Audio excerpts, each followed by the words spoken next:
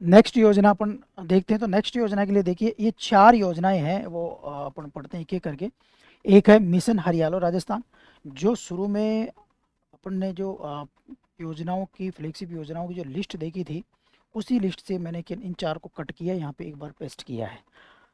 Cut paste में देखिए, पहली हरियालो राजस्थान है, उसका विभाग है, जो विभाग उसको संचालित कर रहा है वो है वन विभाग। दूसरी योजना देखेंगे अपन, जल जीवन मिशन, तो उसका विभाग है जन स्वास्थ्य अभियांत्रिकी विभाग। तीसरा है अमृत योजना, उसका है जन स्वास्थ्य अभियांत्रिकी विभाग। और एक है पंचगौरव योजना, जिसका है योजना या आयोजना विभाग। कई बार योजना होता है, कई बार इसका नाम आयोजना, तो एक ही बात है, प्लानिंग डिपार्टमेंट। इंग्लिश में अपन इसको प्लानिंग डिपार्टमेंट बोलेंगे। तो ये 4 योजनाएं हैं, एक एक करके इन योजनाओं के बारे में बात करते हैं अपन। पहली है मिशन हरियालो। ये हरियालो, ये राजस्थान के हिसाब से लिखा हुआ है, ठीक है ना, मिशन हरियालो राजस्थान। अब नाम में लिखा हुआ है कि राजस्थान को हरियाला बनाना है, हरा भरा बनाना है, इसलिए ये योजना चलाई गई, मिशन हरियालो राजस्थान। ये योजना 7 अगस्त 2024 को चलाई गई। कब चलाई गई? 7 अगस्त 2024 को। उस दिन राजस्थान की तिथियों के हिसाब से हरियाली तीज थी, तो यानी हरियाली तीज पे तो कई बार 7 अगस्त नहीं आई, हरियाली तीज आ जाए तो हरियालो, हरियाली तीज से शुरू की गई है। मुख्यमंत्री जो हमारे भजन लाल जी हैं, उनके द्वारा दूदू, राजस्थान के दूदू से, पहले ये जिला होता था, अब ये जयपुर का हिस्सा है, दूदू के गाडोदा गांव में 75वें राज्य स्तरीय वन महोत्सव में, कितने डेटा हो गए, 7 अगस्त 2024 को, 25 को, 24 को चलाई गई, सॉरी। कहाँ से?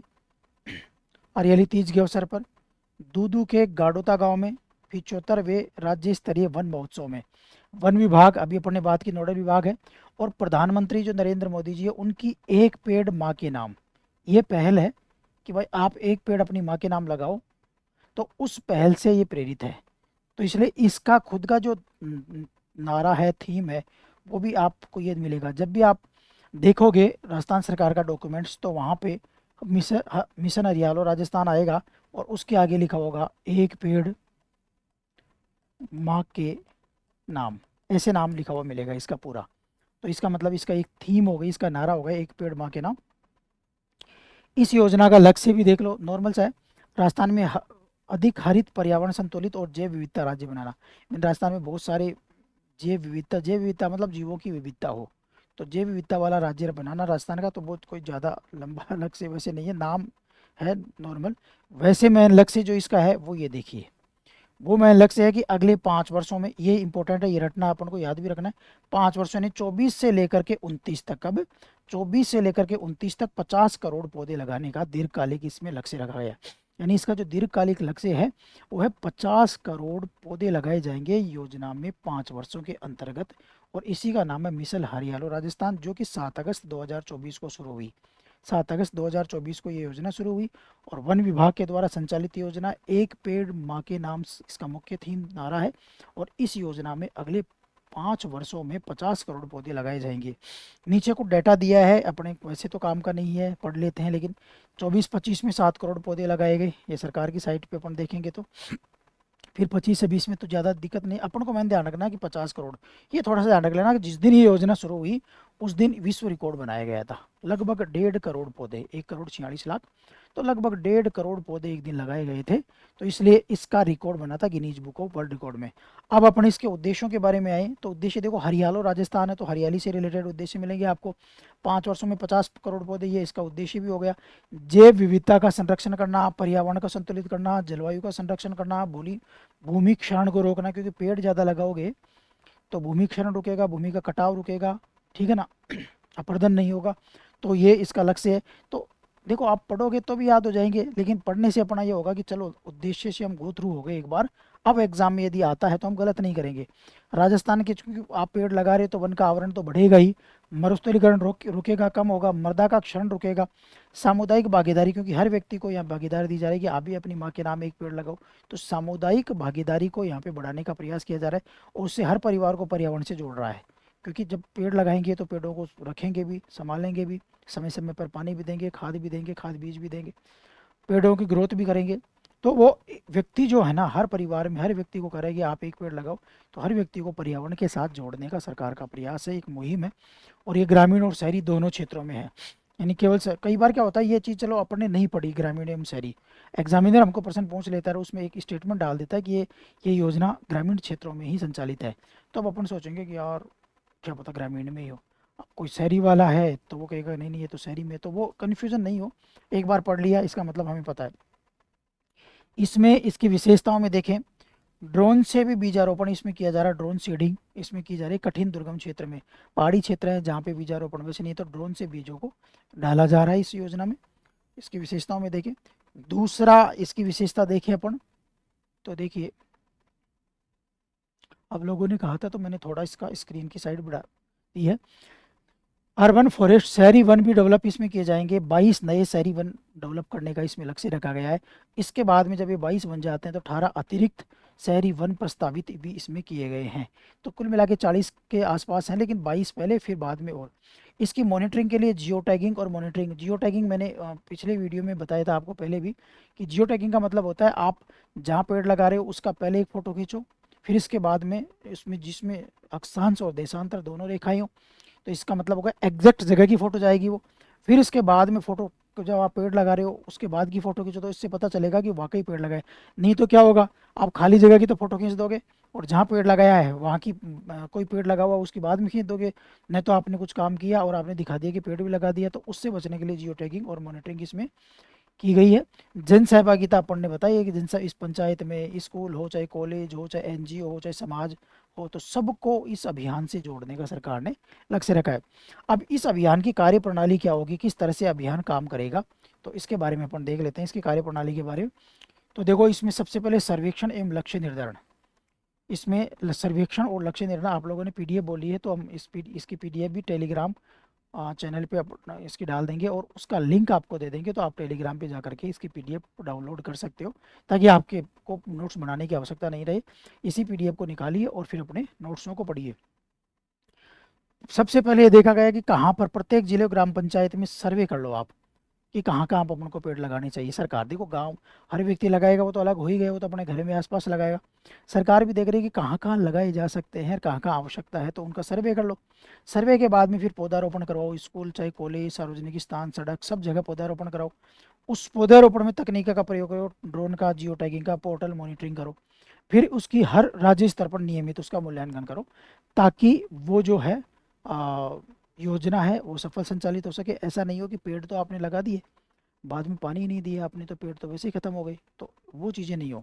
और हमारे जो मुख्यमंत्री जी हैं उनके का ड्रीम प्रोजेक्टों में एक प्रोजेक्ट ये भी है कि मिशन हरियालो राजस्थान। तो मुख्यमंत्री स्तर पे इसकी समीक्षा भी होती है।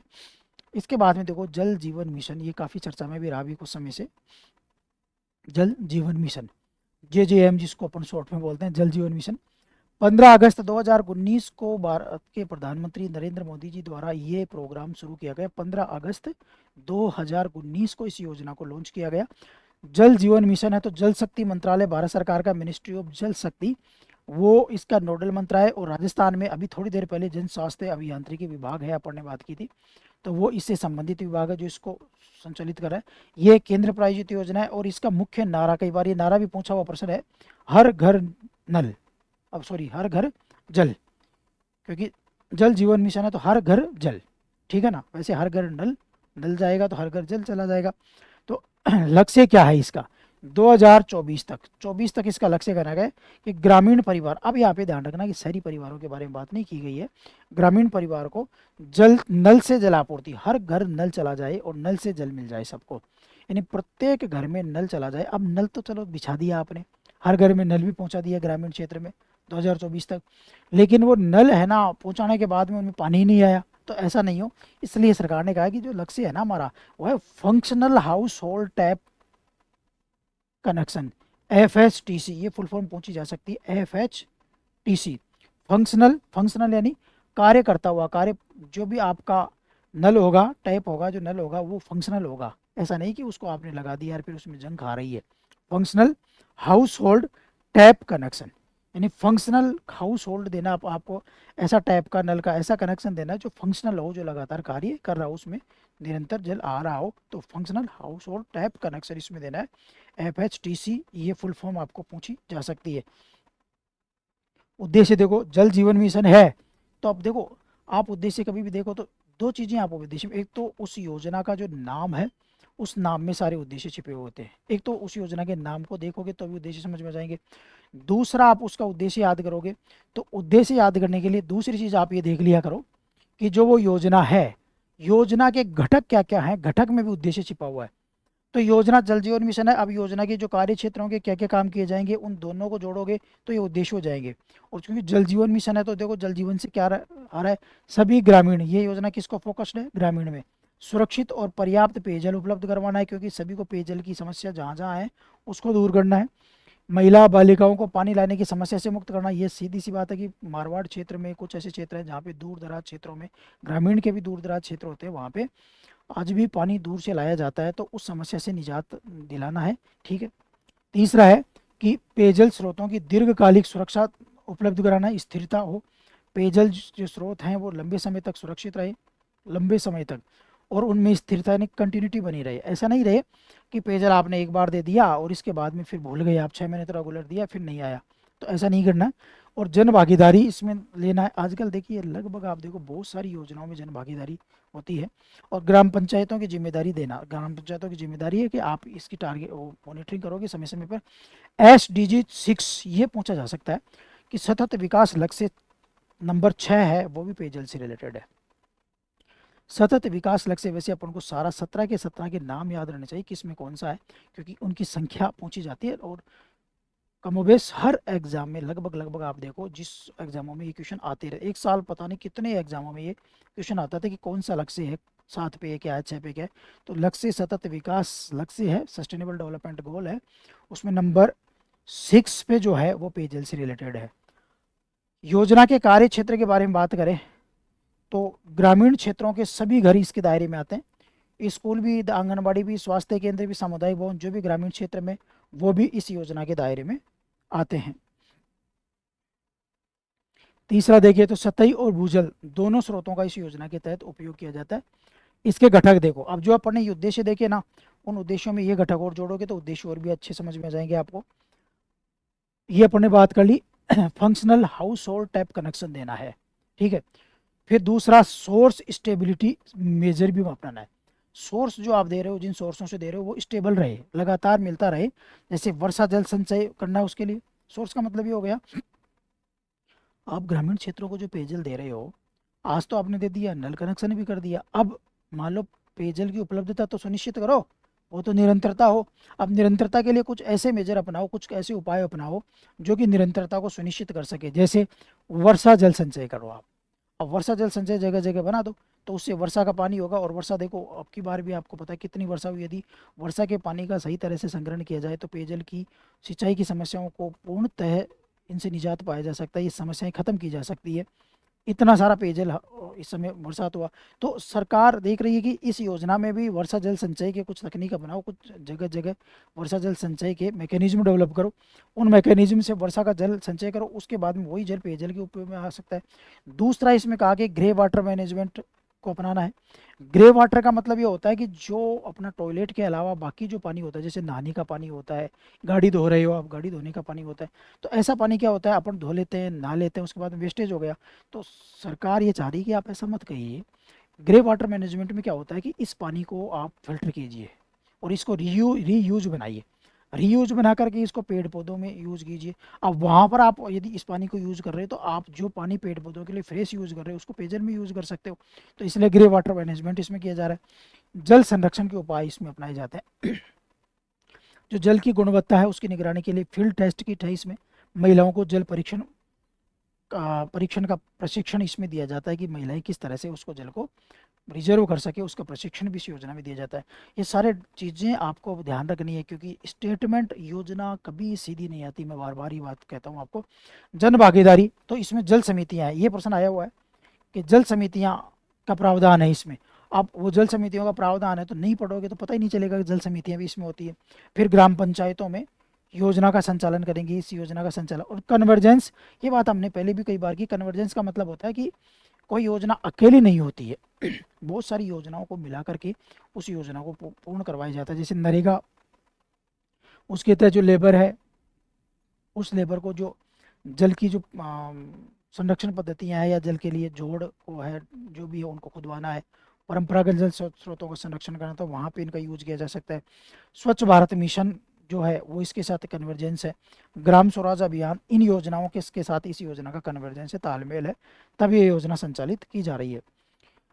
वित्तीय पैटर्न के बारे में बात करें, इस योजना का वित्तीय पैटर्न क्या है, केंद्र राज्य की साझेदारी के बारे में बात करें तो देखो ये वित्तीय पैटर्न आपको लगभग सेंट्रल जो केंद्र प्रायोजित योजना है उनमें सभी में आपको देखने को मिलेगा। सभी योजनाओं में आप देखोगे तो केंद्र राज्य 60 है और उत्तर पूर्व और हिमालय राज्य है उसमें 90-10 है। जैसे प्रधानमंत्री आयुष्मान भारत योजना है उसमें भी है, और भी भारत सरकार की योजना है उनमें आप ये ही पैटर्न देखने को मिलेगा आपको ज़्यादातर।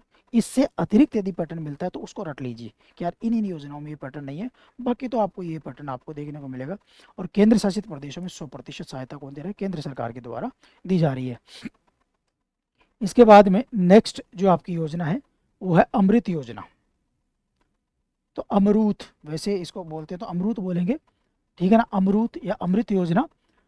इस अमृत योजना ये वैसे 2015 की है, 25 जून 2015 को जो प्रधानमंत्री नरेंद्र मोदी जी उनके द्वारा ये योजना चलाई गई थी। अमरूत जो है AMRUT, इसका फुल फॉर्म ध्यान रखना, Atal mission for rejuvenation and urban transformation. AMRUT, पहले तो ये फुल फॉर्म ही आपसे पूछी जा सकती है, Atal mission for rejuvenation and urban transformation, ठीक है। इस योजना का नोडल मंत्रालय आवासन और शहरी मंत्रालय, क्योंकि शहरों का स्मार्ट सिटी डेवलपमेंट करना है, इसमें स्मार्ट सिटी बनानी है, अच्छी शहर बनाने, तो अमृत योजना में। और संबंधित विभाग है जन स्वास्थ्य अभियांत्रिकी विभाग है जो अपनी बात की, और ये केंद्र प्रायोजित योजना है। इस योजना का लक्ष्य देखो, 1 लाख से ज़्यादा आबादी वाली जो है ना, अधिक जनसंख्या वाले लगभग 500 शहरों को पहले टारगेट किया गया था सरकार के द्वारा, कि जिन शहरों की जनसंख्या 1 लाख से ज़्यादा है। एक तो स्मार्ट सिटी थी, जो बहुत बड़े शहर थे वहाँ तो smart city 100 smart city develop करनी है, सरकार के द्वारा ये घोषणा की गई थी उस समय। और जो 1 लाख से ज़्यादा आबादी वाले शहर हैं तो उन शहरों में फिर ये योजना संचालित करनी है, अमृत योजना। और इस योजना में लगभग 500 शहरों को शामिल किया गया जिनकी आबादी 1 लाख से अधिक है। लेकिन कुछ ऐसे शहर जिनकी आबादी 1 लाख से कम है, बट वो शहर ऐतिहासिक दृष्टि से इम्पोर्टेंट हो या पर्यटन की दृष्टि से या राजधानी हो, तो उनको भी फिर इसमें शामिल कर लिया गया है। यानी 1 लाख से अधिक का टारगेट रखा गया है। लेकिन कुछ शहर ऐसे हैं, जैसे नॉर्थ ईस्ट के कुछ स्टेट ऐसे हैं जहाँ पे वास्तव में राजधानी भी है पर 1 लाख की आबादी नहीं है, या कुछ पर्यटक स्थल ऐसे हैं जहाँ पे 1 लाख की आबादी तो नहीं है लेकिन पर्यटन की दृष्टि से बहुत महत्वपूर्ण है, तो कुछ ऐसे चुनिंदा शहरों को भी इसमें शामिल किया गया। तो ये है अमृत योजना। अमृत योजना का पहला फेज है 1.0, वो है 15 से लेकर के 20 तक, ये डाटा ध्यान रख लेना। अमृत 2.0 है वो 2021 से लेकर के 26 तक ये योजना संचालित की जा रही है। उद्देश्य के बारे में बात करें इस योजना के, तो देखिए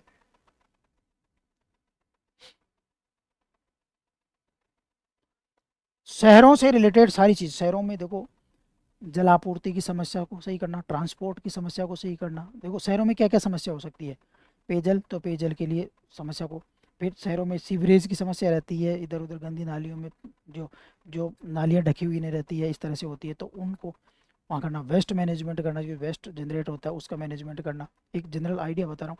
ट्रांसपोर्ट, शहरों में समस्या रहती है, प्रदूषण रहती है, तो ट्रांसपोर्ट अच्छा हो, ट्रांसपोर्ट मैकेनिज्म को सुधारना है। फिर शहरों में क्या होता है, स्वच्छता की जो पर्यावरण रिलेटेड, यानी आपका वायु की गुणवत्ता की समस्या भी रहती है, क्योंकि शहरों में प्रदूषण होता है, तो उसके लिए फिर आप हरित चीज़ें जैसे जगह जगह पेड़ पौधे लगाना।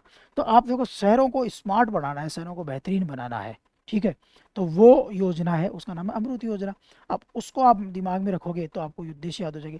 शहरों में जलापूर्ति, सीवरेज, देखो हर घर तक नल, सीवर कनेक्शन, ठीक है ना।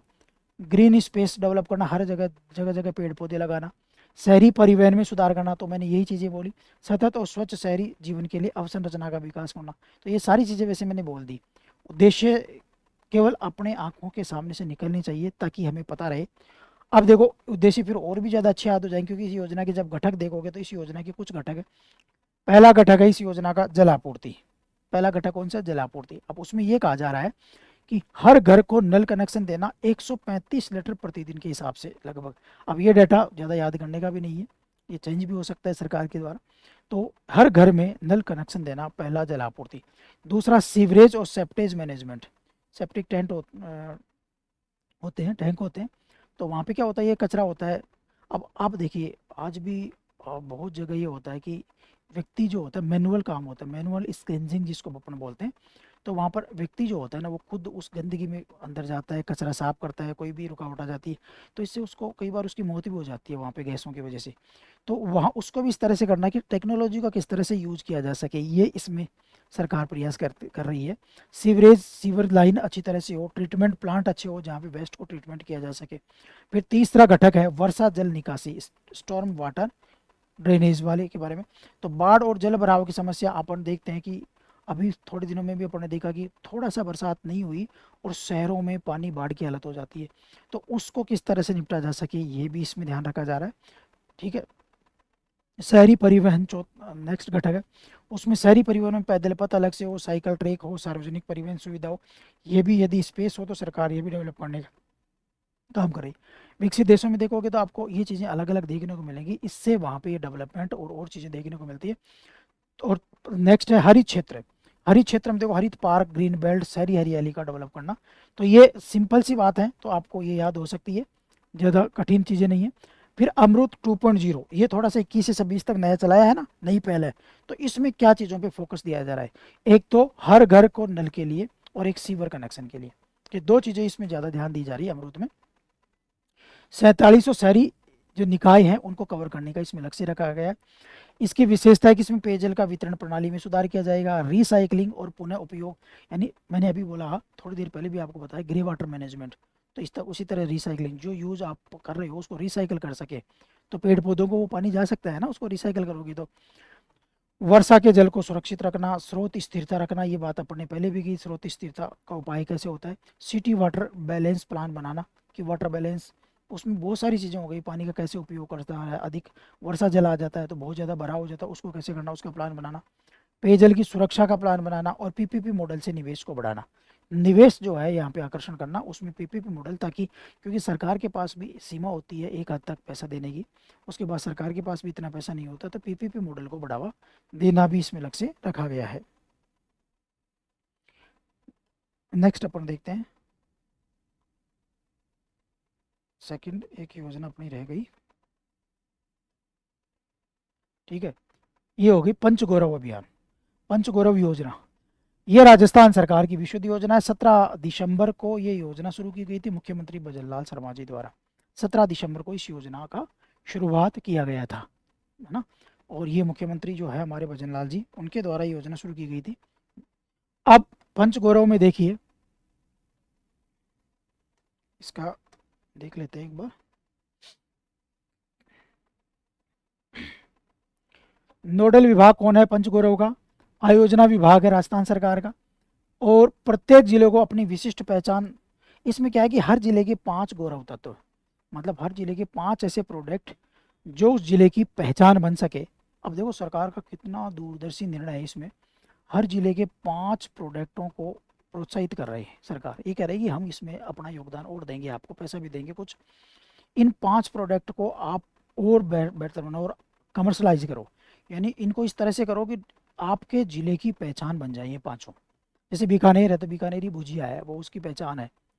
तो ऐसे ही हर जिले में 5 ऐसे अलग अलग 5 डिपार्टमेंट पकड़े हैं, देखो सरकार ने 5 तो डिपार्टमेंट पकड़े हैं, और हर डिपार्टमेंट से एक एक प्रोडक्ट पकड़ा है, और इन प्रोडक्ट को आपको बहुत मतलब नेशनल पहचान देनी है, राष्ट्रीय अंतर्राष्ट्रीय ख्याति दिलानी है, पहचान करानी है, और ये उस जिले की पहचान बन जाए, कोई कहे ये प्रोडक्ट तो उस जिले का नाम याद आ जाए, तो इसी का नाम है पंच गौरव अभियान। 5 गौरव आपको हर जिले की बनाने हैं, प्रत्येक जिले की। तो ये योजना हर प्रत्येक जिले स्तर पर संचालित की जा रही है। हर जिले को 5 गौरव तत्व देना है इसमें, ठीक है ना। स्थानीय कृषि, उद्योग, पर्यटन, खेल, इनको बढ़ावा देना, ये अभी समझ में आ जाएगा। जैव विविधता, सांस्कृतिक धरोहर, ये भी आ जाएगा आपको। आर्थिक गतिविधियां, रोजगार बढ़ेंगे, क्योंकि वो गौरव तत्व है, जैसे बीकानेरी भुजिया है तो वो रोजगार को बढ़ाएगा या घटाएगा, आपको सोचो, पहचान भी बन गया, ठीक है ना। फिर प्रत्येक जिले का संतुलित और समग्र विकास होगा, हर जिले के 5 तत्व हो गए तो जिले का संतुलित विकास हो रहा है बराबर। तो अब देखो 5 गौरव क्या क्या है ये देखिए। एक तो क्रॉप, कोई भी फसल ले लो आप, जैसे किसी जिले में गेहूं है, किसी में बाजरा है, किसी में मक्का है, किसी में क्या है, किसी में क्या है, किसी में क्या है, ऐसे कोई भी फसल, तो उसको तो संचालित करेगा, जिम्मेदार है कृषि विभाग।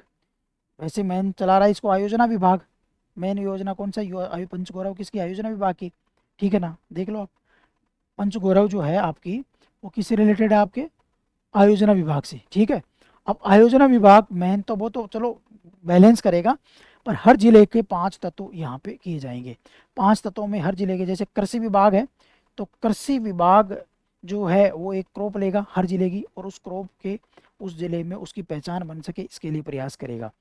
फिर वन एवं पर्यावरण विभाग है, वो जिले में एक वनस्पति या एक प्रजाति लेगा, कोई भी वनस्पति या कोई भी प्रजाति लेगा, तो उसके लिए वो उसका प्रचार करेगा। कैसे करेगा, उसको बेस्ट तरीके से किस तरह से परफॉर्म कर सके, उस जिले की पहचान किस तरह से बना सके, ये वन्य पर्यावरण करेगा। फिर एक एग्जाम्पल भी देख लेंगे अपन, एक जिला एक उत्पाद लेगा, ठीक है ना। कौन सा, उद्योग और वाणिज्य विभाग, कोई भी प्रोडक्ट या हैंडीक्राफ्ट या इंडस्ट्री, जैसे मान लो हैंडीक्राफ्ट की कोई वस्तु है, ठीक है, पोट्री है, तो वो फला जिला ले लेगा। तो जिस जिले की वो पहचान है उस जिले में वो हो जाएगा। मोलेला है, ठीक है ना, तो मोलेला कहाँ की है, राजसमंद की है, तो मोलेला को राजसमंद ले लेगा। तो इस तरह से उस जिले की फिर वो पहचान बनेगी, उसके लिए काम करेगा उद्योग एवं वाणिज्य विभाग। पर्यटन विभाग क्या करेगा, एक पर्यटन स्थल लेगा, उसका डेवलप करेगा, उस जिले की पहचान बनाएगा। और युवा एवं खेल विभाग जो है अपना, वो एक स्पोर्ट्स लेगा एक जिले का, और स्पोर्ट्स में उस जिले की पहचान बनाएगा। तो ये इस तरह से पंचगौरव 5 तत्व जो है सरकार के द्वारा ये चलाए जा रहे हैं। इस पंचगौरव की देखो, इसमें वित्तीय प्रावधान सरकार के द्वारा 550 करोड़ का बजट, बजट 25-26 में ये घोषणा हुई है। ध्यान रखना, ये गौरव अभियान है, कौन से बजट की घोषणा है, बजट 25-26 की घोषणा है। इसमें हर जिलेवार चयन किया जाएगा, ये अपने बात ही कर ली, हर जिलेवार इसमें चयन किया जाएगा। फिर उसके हिसाब से एक विकास योजना बनाई जाएगी, मैंने अभी ये भी बात कर ली कि जो संबंधित डिपार्टमेंट है उसकी एक योजना बनाएगा, प्लानिंग करेगा कि उस प्रोडक्ट को किस तरह से कर सके। देखो मैंने उस योजना के उसके बारे में जो बातें कही वो यहाँ पे लिखी हुई।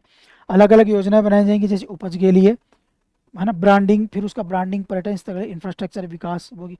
फिर उस विभाग की जिम्मेदारी होगी, संबंधित विभाग उसको बढ़ाएगा। फिर उसकी निगरानी मूल्यांकन होगी। ये अपन ने थोड़ी सी नई बात कर लेते हैं कि राज्य स्तर पर मुख्य सचिव और जिला स्तर पर कलेक्टर उसकी निगरानी करेगा कि भाई उस योजना तो बना ली, कागजों में नहीं बनाई हो गई, ऐसा तो नहीं हुआ कि कागजों में योजना बन गई हो, कागजों में सफल हो रही हो। तो कलेक्टर जो है और मुख्य सचिव है, वो इस योजना की समय समय पर निगरानी करेंगे, जिससे कि इस योजना का क्रियान्वयन बेहतर हो सके।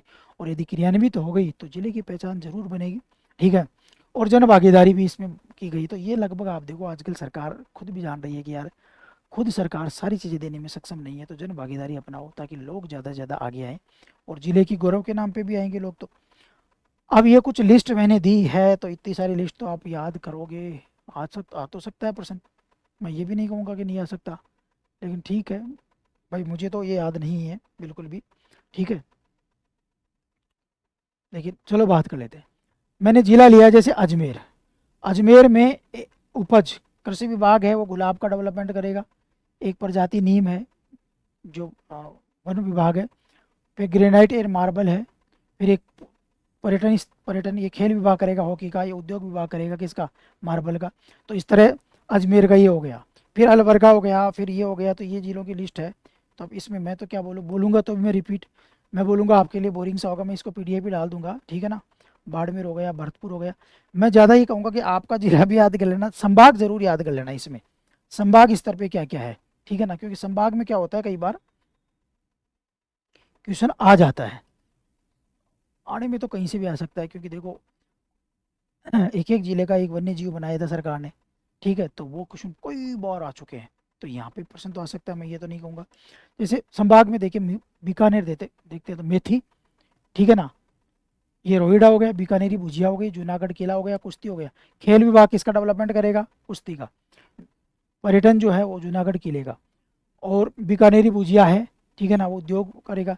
रोहिड़ा है वो वन विभाग करेगा, और मेथी जो है वो कृषि विभाग करेगा, ठीक है। फिर इसके बाद में देखिए और जिला अपन देख लेते हैं, जयपुर, दौसा, डीग, धौलपुर, कुचामन। इसमें कुछ आपको लगे कोई चीज़ मान लो ऐड हो गई हो और मुझे लगे वो गलत है, तो आप करेक्शन कर लेना। हालांकि मैंने कोशिश किया है, पर फिर भी क्योंकि मुझे डाटा पता नहीं है, मैंने भी इधर उधर से ही इसको लिया है। जयपुर देखो, जयपुर जो है उसमें गेहूँ है, कृषि विभाग डेवलप करेगा। लेसुआ या लिशोड़ा, वैसे नाम लिशोड़ा लिखा हुआ है लेकिन लेसुआ बोलते हैं इसको, ठीक है ना, वो वन विभाग करेगा। रत्न आभूषण है वो उद्योग विभाग करेगा। आमेर दुर्ग का डेवलपमेंट है वो कौन करेगा? पर्यटन विभाग। कबड्डी है जयपुर की, तो वो कौन करेगा? खेल विभाग करेगा। फिर और संभाग तो कौन से हो, जोधपुर देख लो, ठीक है ना। तो जीरा, जाल, काष्ठ उत्पाद, मेहरानगढ़ किला और जिम्नास्टिक, ऐसे ही आप सारे के सारे ज़िले यहाँ पे देख सकते हो। तो ये मैंने 33 के 33 ज़िले हैं, ओ सॉरी 37 और 37 ही है इसमें टोटल, एक बार काउंटिंग देख लेना, यदि कुछ कम रहेगा तो मैं उनको और डाल दूंगा। और या आप अपने हिसाब से वो 4-5 ज़िले और हैं उनका कहीं से भी डाटा मिल जाता है आजकल, तो लिस्ट बना लेना। कितनी याद कर पाते हो ये आप पे डिपेंड करता है, क्वेश्चन पूछना से की संभावना से नकारा नहीं जा सकता। तो ये है, अपन ने इसके बारे में बात की। और इसके बाद में ये अपने फ्लैगशिप योजनाओं से रिलेटेड वीडियो अपन ने सारे बात कर ली है। और अब और जो लेटेस्ट होंगी, नई चीज़ें होंगी, उनके बारे में नेक्स्ट बात करेंगे। नमस्कार।